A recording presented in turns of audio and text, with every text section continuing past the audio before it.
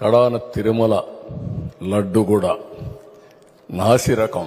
నాకైతే ఆశ్చర్యం వేస్తుంది. ఎన్ని కంప్లైంట్ చేసినా కడాన వెంకటేశ్వర స్వామి పవిత్రతను దెబ్బతీశారు. ఎన్నోసార్లు చెప్పాం. అక్కడ ఎంత దుర్మార్గంగా ప్రయత్నం చేశారంటే అంత దుర్మార్గంగా ప్రవర్తించారు. కడాన అన్న దానంలో క్వాలిటీ ఆఫ్ ఫుడ్ లేకుండా చేశారు. దేవుని దగ్గర పెట్టే ప్రసాదం అపవిత్రం చేసే విధంగా ఓసారి బాధేస్తుంది.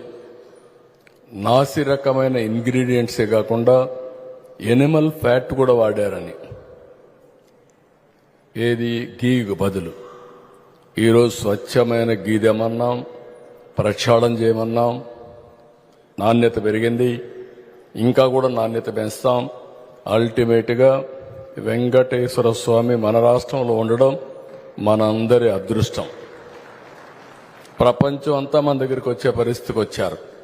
అలాంటప్పుడు వెంకటేశ్వర స్వామి పవిత్రతను కాపాడుకోవాల్సిన బాధ్యత మనందరిపైన ఉంది. ఇది కూడా చేస్తామని చెప్పి కూడా నేను మీకు తెలియజేస్తున్నా.